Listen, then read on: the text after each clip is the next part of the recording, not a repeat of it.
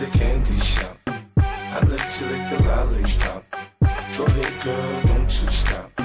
Keep going till you hit the spot. Whoa. I'll take you to the candy shop. Yeah. Hansel and Gretel in 3D. I've only just found out that Hansel and Gretel was produced, in part, by Will Ferrell. That's right, Elf produced this movie. Now if that doesn't tell you everything you need to know about it right there, then there's something very wrong. Hansel and Gretel suffers with many problems. One of the major ones is that they don't really do a whole lot. We see them kill the first witch, then a kind of montage of all the other witches they kill, and then the one massive murder spree of witchcraft. Here is a movie that steals its twist from Harry Potter. I'm really not making this up. You know how Harry is protected from Voldemort? Same thing here. Exactly the same thing. I feel like if I wanted to watch Hansel and Gretel Witch Hunters, I'd like them to roll in, kick as much ass as possible, and then deal with one major problem at the end.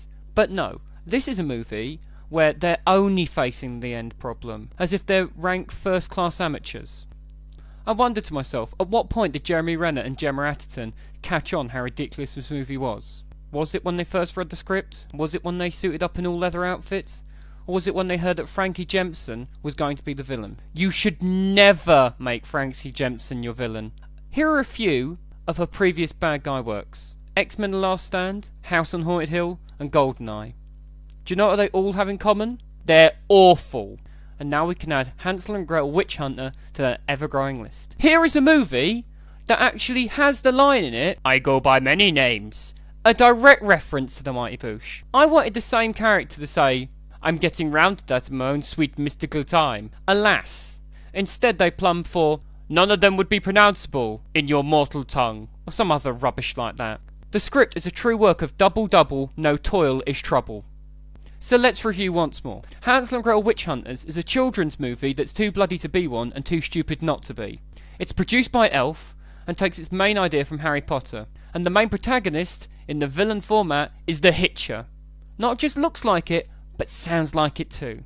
Truly, I would have rather been thrown into the oven and cooked alive than have to watch it a second time. Come with us now on a journey through time and space. To the world of the Mighty Boosh. Oz. Have you ever wondered, no, have you ever dared dream why one of the minor characters from The Wizard of Oz got there, or how in the first place? No? Well, not to worry, because The Great and Powerful Oz explains how all of the lesser characters got there. That's right, people who don't matter in any way. It tells you all. So it's just about that time again, is it? The time where the superpower of Hollywood, known as Disney, decides that they should take a hatchet to yet another great vintage film. This time it's not even their own work. So here it is. Great, powerful Oz. Now, I like James Franco as much as the next man, but even I wanted to punch him in his smug little grinning face by the end of Oz. I wanted to take that silly little hat off his head and beat his face in with it like it was a club hammer. Somehow Oz both seems to overstay its welcome and also understay it at the same time. I suppose one of Oz's strongest points is that it will become popular with interior designers, homosexuals and women, because many of the set pieces and costumes are something to behold. I'll give this to Sam Raimi, he knows how to shoot a movie, even if it's totally boring on every level. Oz is much like Alice in Wonderland in the respect that at the beginning of Oz, we are given a selfish and shallow trickster who is honest in his dishonesty. However, at the end of Oz, he's become a shadow of his former self. Now he's not only selfish, shallow and a trickster, but now he's even dishonest about his dishonesty. What a great moral for kids. Don't just lie, but get good at doing it too. Also, am I the only one greatly concerned with how accepting Oz is that there is a talking monkey with his assistant's voice, with wings, in a bellhop outfit? Sorry, but no matter how concussed or stoned you are, that is the sort of thing that will make you stop and rethink being here. But no, Franco just mentions it in passing, then moves on with his life. Here's what rubs me up the wrong way about Oz.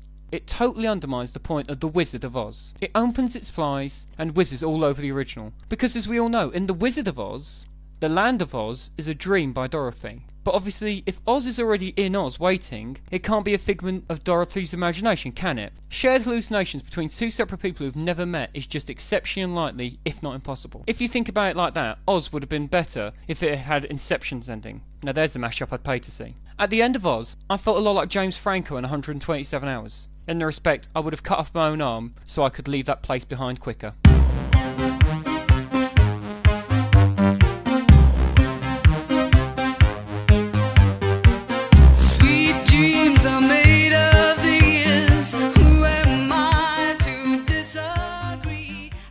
truly don't know what upsets me more when I review films.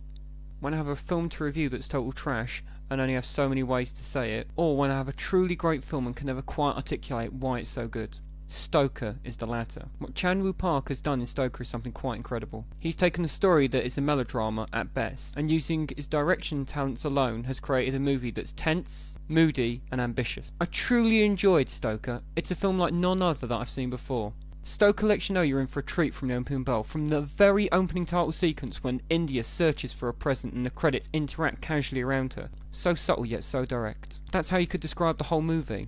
It holds both those polar extremes in hand simultaneously, and somehow it works. However, Stoker is a film deserving its 18 certificate, not least for content, but it's a movie that is too dark for anything less than an 18 rating. It's horrible, violent, secret, and it's all the better for it. Hitchcock once compared suspense to having two people talk and a bomb under the table. Only the audience is aware of the bomb. Stoker is that bomb as a film. If you can, watch it. I love you so much you must kill me now.